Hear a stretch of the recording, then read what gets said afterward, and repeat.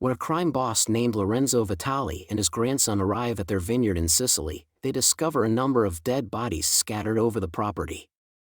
Robert McCall is seated with a gun to his head when he enters the house alone and discovers 3 of his men inside. McCall responds to Vitali's question about his whereabouts by saying that he was there to retrieve something that they had wrongfully taken. Prior to killing the 3 thugs and leaving Vitali to flee on his belly, McCall gives them 9 seconds to stop. With a shotgun he shoots Vitali once in the head. The grandson is spotted by McCall as he exits the vehicle with a bag, and McCall instructs the boy to remain in the vehicle. Following a shot to McCall's leg, the youngster flees. The distance McCall travels causes him to pass out. Officer Gio Benucci finds him and brings him to Enzo Orizio, the doctor in his town. When questioned, Enzo instructs Gio to respond that McCall fell. After some time, McCall awakens and discovers he is in Altamont. He becomes good friends with Gio and his daughter Gabby, as well as Enzo and Joe's daughter Gabby, who helps him locate a place to stay. McCall starts frequenting the neighborhood cafe and makes a friend with Amina, one of the staff members. McCall responds that he's unsure after Enzo queries whether he's a good or evil man. He is plagued by visions of his deceased buddy Susan Plummer and recalls how he murdered the men at the vineyard one by one. Later, McCall chats with Emma Collins when she calls the DIA. He informs her about the discovery he made in the Sicilian vineyard and advises her to look into it. Collins goes with her partner Frank Conroy and a group, where they discover a sizable amount of drugs and 11 million euros. McCall is eventually located by her in Altamont, where she begins corresponding with him about what they discovered at the vineyard. When a fish vendor named Angelo refuses to give a gangster by the name of Marco Coranto what he wants, he becomes enraged and demands it the next time he shows up at the market in Altamont. The Camorra is a mafia organization that terrorizes Altamont and is led by brothers Marco and Vincent. Vincent receives a visit from Marco as he meets with a couple who won't provide permission to utilize their property for a hotel. In retaliation, he has the wife's wheelchair-bound father tossed out a window and then hanged there, with the body of the victim being left there as a warning for the other residents. In response to his inquiry, Gabby's teacher informed him that one of his cops had picked her up. Gio received a call informing him that Gabby had left school early.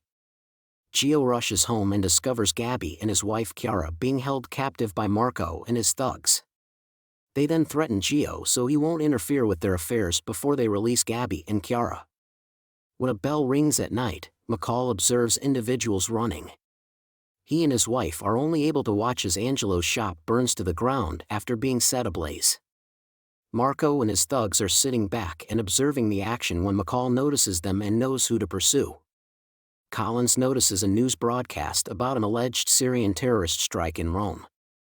Even though Syrian's narcotics were discovered at the vineyard, based on what she has learned from McCall, she doesn't think this was their doing. She admits to Conroy that she thinks this is all a part of a wider scheme. And it turns out that the terrorist attack was a part of Vincent's plan to use their respective enterprises to take over the entire coast. While trying to get to her car, Collins also is caught in the blast zone of a city explosion, but she survives and is now in the hospital. In an effort to persuade Gio to buy boats from Somalis, Marco visits a restaurant where Gio is having supper with his family.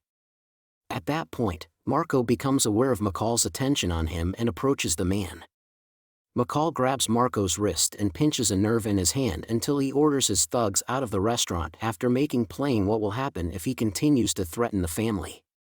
This causes Marco pain. Marco prepares to strike back outside, but the van's driver, who McCall has already killed, runs over one of his thugs.